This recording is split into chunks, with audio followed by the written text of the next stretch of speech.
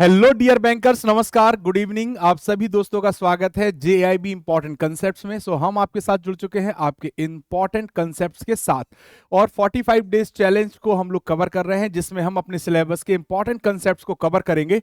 आज का हमारा इंपॉर्टेंट कंसेप्ट है दोस्तों, कोर बैंकिंग सोल्यूशन को हम समझेंगे क्या होता है, फिर हम लोग डेटा वेयर हाउस को समझेंगे, डेटा मार्ट और डेटा लेक। ये चार इंपॉर्टेंट कंसेप्ट हैं जहां से हमारे एग्जाम में प्रश्न पूछे जाते हैं पीपीबी पेपर 2 में। दोस्तों, स्टार्ट करते हैं क्लास। मेरा नाम है अरविंद सर और आप हमारे Telegram JAIB by Arvind sir इस टेलीग्राम पर जुड़ सकते हैं। अदरवाइज आप इस QR को स्कैन करके भी हमारे साथ जुड़ सकते हैं। साथ ही साथ अगर हम बात करें दोस्तों, तो आज का जो हमारा पहला इंपॉर्टेंट टॉपिक है वो है CBS का फुल फॉर्म होता है कोर बैंकिंग सोल्यूशन। तो what is core banking system, क्या होता है वो कोर बैंकिंग सिस्टम, हम समझने का प्रयास करेंगे। Core banking solution are vital to the day to day functioning of any bank. कोई भी बैंक जो दिन भर में अपने काम को परफॉर्म करता है, अपने फंक्शंस को परफॉर्म करता है, उसके लिए CBS बहुत इंपॉर्टेंट रोल अदा करता है, वाइटल रोल अदा करता है। और CBS का full form core banking solution होता है। It is an integral part of banking technology, यानी बैंक में यूज की जाने वाली टेक्नोलॉजी का इंटीग्रल पार्ट होता है। इंटीग्रल माने जो अंदर का जुड़ा हुआ पार्ट है। विच एम्स, और इस CBS का जो मुख्य उद्देश्य है, to serve their clients and customers with the best service, अपने क्लाइंट और कस्टमर को बेस्ट सर्विसेज प्रोवाइड करना। ठीक है दोस्तों। In simple words, core banking solution are account management back end and front end process. तो जो भी कस्टमर्स के अकाउंट होते हैं उनके बैक एंड में और फ्रंट एंड में जो भी प्रोसेसेस होते हैं उनको मैनेज कौन करता है? कोर बैंकिंग सोल्यूशन मैनेज करता है। ठीक है दोस्तों। नाउ अगर हम बात करें दोस्तों, तो core is the short form. Core क्या है? एक शॉर्ट फॉर्म है। और कोर का फुल फॉर्म क्या होता है? C for centralise, O for online, R for real time, E for exchange. यानी आप जो भी ट्रांजेक्शन्स करेंगे उन सभी ट्रांजेक्शन्स को रियल टाइम पर एक्सचेंज करेगा सेंट्रलाइज सर्वर। यानी अब आपका डेटा किसी ब्रांच के पास नहीं होगा, आपका डेटा सेंट्रलाइज सर्वर पर होगा। और अब जब भी आप अपने अकाउंट से कोई भी ट्रांजेक्शन करेंगे तो रियल टाइम पे वो एक्सचेंज आपको परफॉर्म करके दिखाएगा। और ये पूरा प्रोसेस होता है किसकी मदद से? कोर बैंकिंग सोल्यूशन की मदद से। एज द नेम सजेस्टेड, जैसा कि नाम में लिखा है, it is a centralise system, ये केंद्रीय सिस्टम है। और a network created by a bank and its branches. तो ये एक सेंट्रलाइज सिस्टम है जो कि बैंक और उनकी ब्रांचेस के बीच में एक कनेक्शन और नेटवर्क प्रोवाइड करता है। Now this allow the customer of the bank to access, manage and perform basic transactions from any branch of the bank they hold the account in. Suppose, इस line का मतलब क्या है कि मान लीजिए कोई कस्टमर है, और उसका अकाउंट मान लीजिए दिल्ली की किसी ब्रांच में है। कहां पे है? दिल्ली की किसी ब्रांच में है। ठीक है दोस्तों। किसी कस्टमर का अकाउंट कहां पे है? दिल्ली की किसी ब्रांच में है। ठीक है, दिल्ली की किसी ब्रांच में है। ठीक। अब दिल्ली की किसी ब्रांच में अकाउंट है और वो कस्टमर पंजाब नेशनल बैंक का कस्टमर है। ठीक है। अब वो कस्टमर कहाँ घूमने गया? गोवा। कहाँ घूमने गया? गोवा। और उसे यहाँ पर अगर कोई पैसे की रिक्वायरमेंट है, वो तो PNB की गोवा ब्रांच में अगर जाएगा, तो वो यहाँ से भी अपने अकाउंट को एक्सेस कर पाएगा, क्योंकि अब उसका डेटा दिल्ली की किसी ब्रांच में ना रह के PNB के सेंट्रल सर्वर पर उपलब्ध है, जिसे किसी भी ब्रांच से एक्सेस किया जा सकता है। ठीक है दोस्तों। तो thus core banking software allow the banks to create a centralised data centre. Core banking की मदद से जो बैंक्स होते हैं वो सेंट्रलाइज्ड डेटा सेंटर क्रिएट करने में सक्षम होते हैं। Now core banking solution offer the following advantage to the bank. Core banking solution बैंकों को कुछ एडवांटेज प्रोवाइड करता है। पहला, improved operations which address customer demand and industry consolidation. तो यहाँ पे जो ऑपरेशन है उसको इंप्रूव किया गया है और कस्टमर की डिमांड को और इंडस्ट्री के कंसोलिडेशन के अनुसार वो सर्विस प्रोवाइड करता है। Error due to multiple entries eradicated, यानी जब पहले मैनुअल सिस्टम चलता था तो जो हमारे बैंक एम्प्लॉयज होते थे या जो हमारे सिस्टम यूजर होते थे, वो जो एंट्रीज करते थे, तो एक एंट्री से तो काम चलता नहीं है, मल्टीपल एंट्रीज होती थी और उसमें कुछ ना कुछ एरर हो जाते थे। तो अब ऐसे जो एरर हैं उनको इरेडिकेट यानी खत्म कर दिया गया है। इसके बाद आता है easy ability to introduce new financial product. अब आसानी से बैंक कोर बैंकिंग सॉल्यूशन के माध्यम से अपने नए प्रोडक्ट्स को इंट्रोड्यूस कर पाते हैं and manage changes in existing product, और जो उनके पुराने प्रोडक्ट हैं अगर उनमें कोई चेंजेस करना है तो उन चेंजेस को भी परफॉर्म कर पाते हैं। Seamless merging of back office data and self service operation. अब देखिए बैक ऑफिस डेटा जैसे सेल्फ सर्विस ऑपरेशन को और बैक ऑफिस डेटा को मर्ज कर दिया। कैसे? सपोज मैं एक कस्टमर हूं किसी बैंक का, और मैं जाके किसी ब्रांच में ना जाके मैं एटीएम के थ्रू या ऑनलाइन बैंकिंग के थ्रू या मोबाइल बैंकिंग के थ्रू कोई भी लेन देन करता हूं, तो वो अपने आप बैक डेटा जो भी आपका बैक एंड होगा वहां पे सभी कैलकुलेशंस को एडजस्ट कर देगा, सभी एंट्रीज को एडजस्ट कर देगा। इस लाइन का यही संबंध है, यही मतलब है। ठीक है दोस्तों, डन है? यस और नो? नाउ अब देखिए क्या है, फीचर्स क्या क्या होते हैं कोर बैंकिंग सोल्यूशन के। यदि कोर बैंकिंग सोल्यूशन की बात करें तो क्या क्या फीचर प्रोवाइड करता है। सबसे पहला फीचर है कस्टमर ऑनबोर्डिंग, नए कस्टमर जो आएंगे उनको ऑनबोर्ड कराएगा। मैनेजिंग डिपॉजिट एंड विड्रॉल्स, जो भी पैसा जमा होगा या विड्रॉ होगा उसकी एंट्रीज को मैनेज करेगा। ट्रांजेक्शंस मैनेजमेंट करेगा। इंटरेस्ट कैलकुलेशन एंड मैनेजमेंट, तो यदि आपका पैसा जमा है तो आपको इंटरेस्ट प्रोवाइड किया जाएगा। पेमेंट प्रोसेसिंग, चाहे वो कैश हो, चाहे चेक हो, चाहे वो मैंडेट हो, NEFT, RTGS etcetera.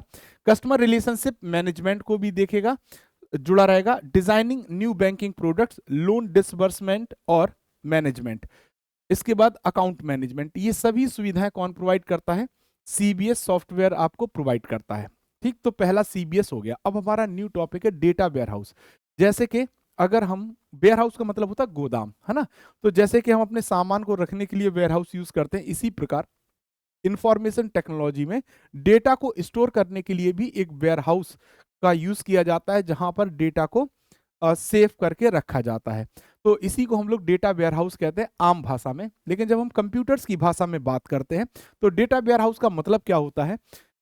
After implementing core banking for a few years, bank realise that they are sitting on valuable historical data. जैसे ही सीबीएस इंप्लीमेंट हुआ तो कुछ सालों के बाद बैंकों को क्या एहसास हुआ कि हम एक बहुत इंपॉर्टेंट और हिस्टोरिकल डेटा के ऊपर बैठे हैं। ठीक है, हमारे पास ये डेटा अवेलेबल है, जिसे centrally available for analytics and reporting, और इस डेटा का बैंक यूज कर सकता है एनालिटिक्स में और रिपोर्टिंग में। ठीक है दोस्तों, so CBS solution of bank is more focused on the availability of banking services with quick transaction process। तो जो CBS सॉल्यूशन है बैंक का, वो फोकस करता है availability of banking service, banking services को क्विक ट्रांजैक्शन प्रोसेसिंग के through available कराना।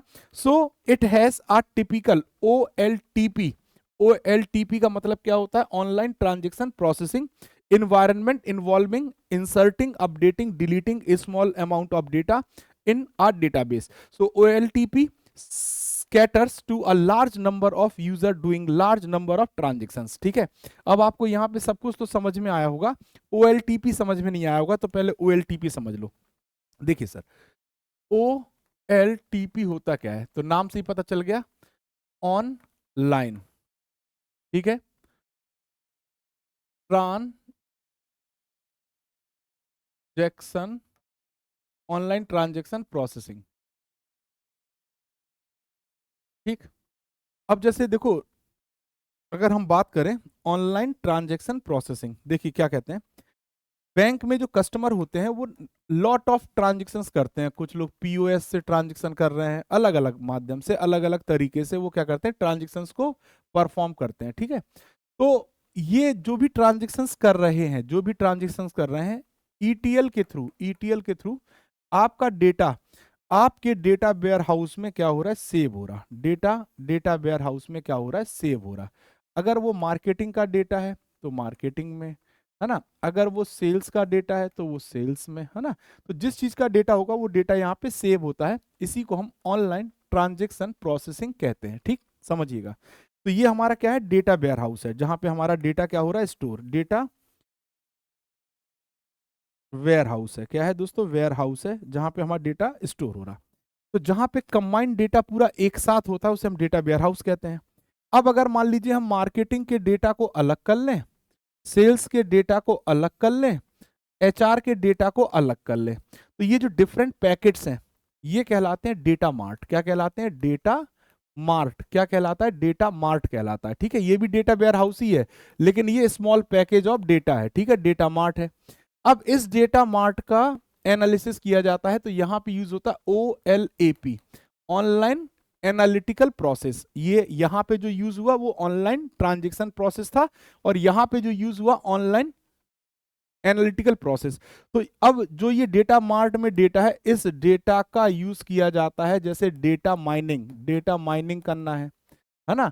तो जो भी एनालिटिकल प्रोसेस, डेटा रिकॉर्ड करना है, रिकॉर्ड, तो जो भी एनालिटिकल प्रोसेस होंगे वो ALP के थ्रू होंगे, जो भी ट्रांजैक्शन प्रोसेस होंगे वो OLTP के थ्रू होंगे। डन है, क्लियर है? आई होप ये पॉइंट्स क्लियर हो गया होगा, नहीं हुआ है तो अभी समझते हैं। तो अब डेटा वेयर हाउस होता क्या है? Data warehouse is a data management system. Data warehouse क्या है? डेटा को मैनेज करने का एक सिस्टम है, designing to support business intelligence and analytics for entire organisation. Business intelligence और एनालिटिक पूरे ऑर्गेनाइजेशन को प्रोवाइड करने के लिए हम क्या यूज करते हैं? डेटा वेयर हाउस का यूज करते हैं। ठीक है, हम किसका यूज करते हैं दोस्तों? डेटा वेयर हाउस का यूज करते हैं। ठीक है, done. So uh data warehouse, जब हम डेटा वेयर हाउस की बात करते हैं, store structured data whose purpose is usually well defined. तो यहां पे जो वेयर हाउस है, डेटा वेयर हाउस की बात करें तो स्ट्रक्चर्ड डेटा की हम बात करते हैं जो कि वेल डिफाइंड होता है। ठीक है दोस्तों। अब data within a data warehouse, data warehouse में जो भी डेटा होगा is usually derived from a wide range of sources.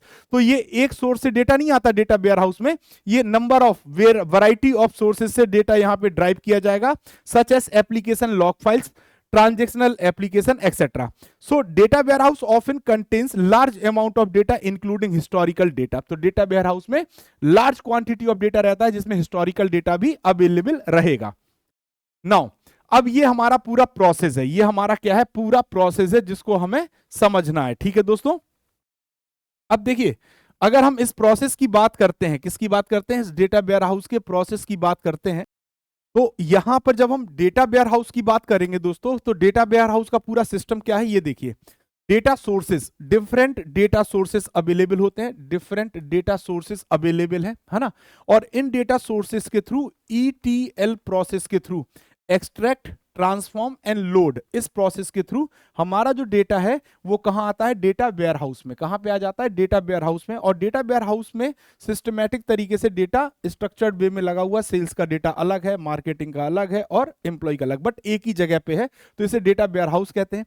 जब ये डेटा का जो अलग अलग सेगमेंट है, अगर इस अलग अलग पैकेट को हम अलग कर दें, सेल्स का अलग कर दें, मार्केटिंग का अलग कर दें, एम्प्लॉयज का अलग कर दें, तो ये जो डिफरेंट पैकेट्स होते हैं ये कहलाते हैं डेटा मार्ट। ठीक है। अब डेटा मार्ट में जब डेटा आ गया तो इन डेटा मार्ट से जो डेटा इनका यूज किया जाता है एनालिटिक्स के लिए। किसके लिए? एनालिटिक्स के लिए। और जब एनालिटिक्स में यूज करते हैं तो रिपोर्टिंग, माइनिंग, एनालिसिस, ये सभी डेटा के साथ प्रोसेस करेंगे। तो ये जो प्रोसेस है यहां से यहां तक का ये कहलाता है OLAP, और ये जो प्रोसेस है यहां से लेके यहां तक ये कहलाता है OLTP। ठीक है दोस्तों, डन। अब देखिए, अगर हम बात करें तो OLTP POS सॉफ्टवेयर से डेटा आया या इंश्योरेंस सॉफ्टवेयर से जो भी डेटा आया, एक्सट्रैक्ट, ट्रांसफॉर्म, लोड के थ्रू ये कहां पहुंच गया? वेयर हाउस में। तो ये जो प्रोसेस है ऑनलाइन ट्रांजैक्शन प्रोसेसिंग में आता है। अब जब डेटा वेयर हाउस में है और एनालिटिक्स के लिए डेटा जा रहा है तो यहां पे ऑनलाइन एनालिटिकल प्रोसेस।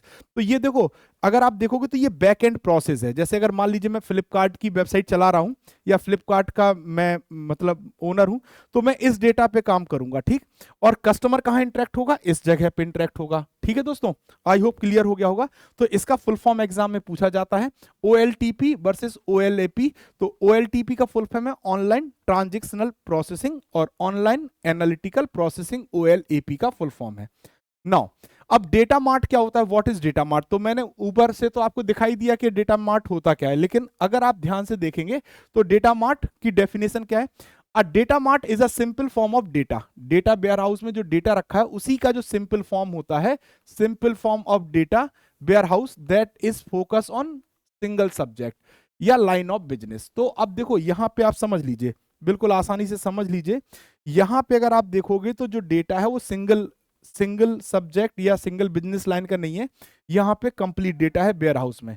अब इसी डेटा वेयर हाउस को अगर आप सिंगल बिजनेस लाइन में कन्वर्ट कर देते हैं, डिफरेंशिएट कर देते हैं, तो ये कहलाता है डेटा मार्ट। क्या कहलाता है दोस्तों? डेटा मार्ट कहलाता है। ठीक है, तो वही बात उन्होंने कही है कि एग्जाम्पल में सेल्स, फाइनेंस, मार्केटिंग, ये जो अलग अलग आपने डेटा को डिवाइड किया, that is called data mart. So given their focus, data mart draw data from fewer sources data warehouse. तो इनका कहना है जैसे डेटा वेयर हाउस में वेरियस सोर्सेस से डेटा आता है, वहीं डेटा वेयर हाउस की जगह पर डेटा मार्ट में कुछ ही सोर्सेस से डेटा अवेलेबल होता है. So data mart source can include internal operational system and central data warehouse and external data. तो डेटा जो मार्ट सोर्स होते हैं वो इंटरनल सिस्टम भी हो सकता है, सेंट्रल डेटा वेयर हाउस भी हो सकता है और एक्सटर्नल डेटा भी हो सकता है. तो अब जब हम डेटा मार्ट की बात करते हैं तो डेटा मार्ट दो प्रकार से क्रिएट होता है, या तो डिपेंडेंट डेटा मार्ट या फिर इंडिपेंडेंट डेटा मार्ट. अब डिपेंडेंट डेटा मार्ट क्या है? जहां पर जो सोर्स है वो डेटा वेयर हाउस है तो उसे हम कहेंगे डिपेंडेंट, क्योंकि यहाँ पे ये जो डेटा है ये किसके ऊपर बेस्ड है? डिपेंडेंट डेटा वेयर हाउस पर. लेकिन जब ऑपरेशनल सोर्सेज से डायरेक्ट हमारा डेटा हमारे डेटा मार्ट में जाता है तो ये इंडिपेंडेंट डेटा मार्ट कहलाता है, क्योंकि इसकी डिपेंडेंसी डेटा वेयर हाउस पर नहीं होती है. ठीक है दोस्तों. नाउ अब डेटा लेक क्या होता है?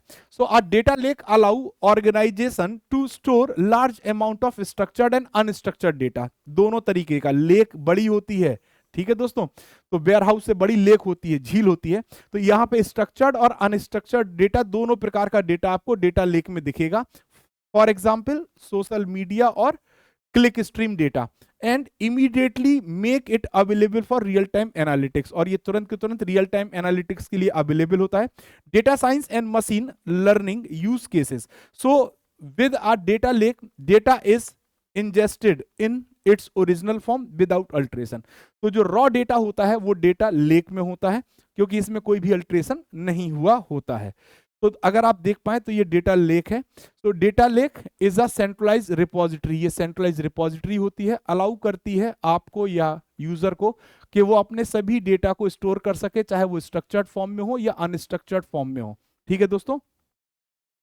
डेटा माइनिंग क्या होता है? अब आपके पास बहुत सारा डेटा उपलब्ध है और उसमें से आपको आपके काम का डेटा निकालना है. तो आप क्या करते हैं? Data mining. क्या करते हैं दोस्तों? Data mining.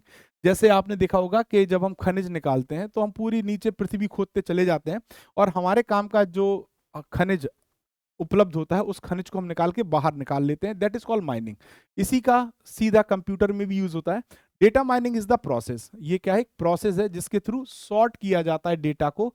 कौन से डेटा को? लार्ज डेटा को. To set identify pattern and relationship that can help solve business problems through data analytics.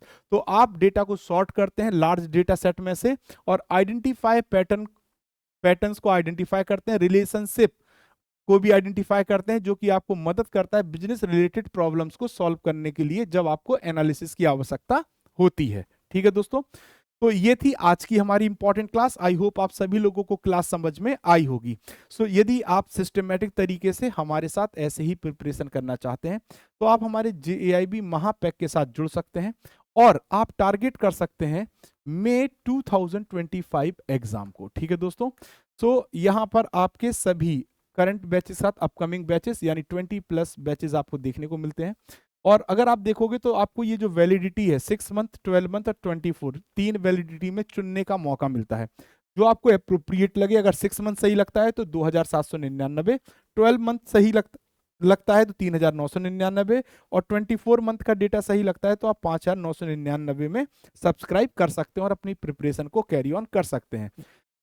JAIB MCQ batch में 2025 आप सभी के लिए लाइव हो गया है 1999 ओनली. ठीक है दोस्तों. साथ ही साथ अगर आप इंडिविजुअल बैचेस को टारगेट करना चाहते हैं, यानी आपका कोई इंडिविजुअल एग्जाम रह गया है, तो आप हमारे इंडिविजुअल MCQ बैचेस को भी अवेल कर सकते हैं और ये मात्र 799 रुपए में उपलब्ध होगा. ठीक है दोस्तों. तो ये हमारा टेलीग्राम है. अगर आपके कोई डाउट्स हैं आप हमसे जुड़िए, आप हमसे पूछिए. 24/7 हम आपकी सेवा में उपलब्ध हैं. JAIB CAIB by Arvind sir. ठीक है दोस्तों. तो इसी के साथ आज की क्लास में बस इतना ही. Thank you very much. Revise जरूर करिएगा. मिलते हैं नेक्स्ट इंपॉर्टेंट टॉपिक के साथ. तब तक के लिए थैंक यू वेरी मच.